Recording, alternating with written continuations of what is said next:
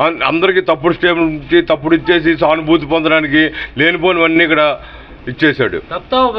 పట్టించాడు. అర్థమైందా?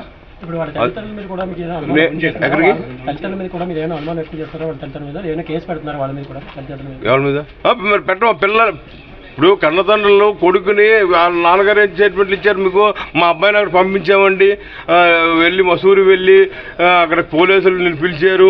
పోలీసులు ఏమిటి తాంబూలం ఇవ్వడానికి పిలుస్తారా ఏమిటి? పోలీసులు పిలిచారు, నువ్వు వెళ్ళి కనిపించు అని చెప్తే వాడు వింటాడా? బాధ్యత గల తల్లిదండ్రులు అయితే తీసుకెళ్ళి అప్పచెప్పాలి. అక్కడ వాడు తప్పు చేసాడు నీ కొడుకు అని మేము అంటున్నాం, పదే అంటున్నాం. అటువంటి అప్పుడు తల్లిదండ్రులు ఏం చేయాలి? కొడుకుని తీసుకుని వెళ్ళి అక్కడ అప్పచెప్పాలి. వాళ్ళు ఏం చేస్తున్నారా? నా కొడుకుని ఏమైనా పంపించాము, వాడు వెళ్ళాడు. ఏది వెళ్ళాడంటే 4 రోజులు. నేను ఇవాళ కలెక్టర్ పర్మిషన్ తీసుకుని వచ్చాను. ఎందుకు వచ్చాను? నేను నాకు బాధ్యత ఉంది కాబట్టి నేను అక్కడ కూర్చున్నాను. నా కూతురు గురించి పోరాడుతున్నాను. అక్కడ వాడు ఇక్కడ వైజాగ్ సిటీలో తిరుగుతున్నాడు, సెల్ల స్విచ్ ఆపేసి. ఎవరైనా పట్టుకున్నారా వాడిని? ఇటు పోలీసులు కానీ అటు మీడియాలు కానీ ఇన్ని వాడు సోషల్ మీడియాలో ఎంత ఇదవుతున్నారు, వైరల్ అయింది ఈ న్యూస్. మాకేముంటారు వాళ్ళు డెహ్రాడూన్ వాళ్ళు ఇచ్చేయాలి, ఉత్తరాఖండ్ వాళ్ళు మాకు పర్మిషన్ ఇవ్వాలంటున్నారు. వాడేమో ఇక్కడ తిరుగుతున్నాడు. ఇప్పుడు క్రిమినల్ని ఏ స్టేట్ అయితే పట్టుకుని వాడు ముందు తీసుకుని ఇచ్చేయాలి, కస్టడీలోకి తీసుకోవాలి. తర్వాత అరెస్టులు జడ్జిమెంట్లు ఇవి అవిని.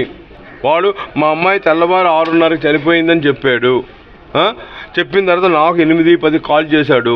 ఆ కాల్ ముందు వాడు ఎంతోమందికి కాల్ చేసి కన్వర్ట్ చేసుకుని లాయర్ని కూడా పెట్టుకున్నాడు. వాడు అక్కడ విత్ లాయర్ని కూడా మేనేజ్ చేశాడు వాడు.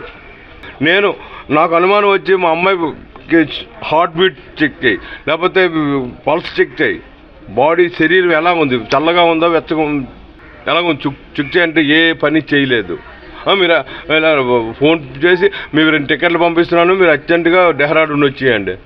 వాడు మా అమ్మాయిని అయితే మసూరి తీసుకెళ్ళవలసిన కారణం ఇది చంపడానికే, ప్రీ ప్లాన్ మర్డర్. వాడు ప్లాన్ చేసి మర్డర్ చేయడానికే తీసుకెళ్ళాడు. వాడికి శిక్ష పడాలంటే వాడికి నడి రోడ్డు మీద శిక్ష వేసినా నాకు సంబంధం లేదు. నడి రోడ్డు మీద శిక్ష వేయాలనుకుంటున్నారు. సమాజం అందరి ముందు ఉరి తీస్తే వాడికి ఇటువంటి మృగాలు మళ్ళీ పుట్టుకురావు.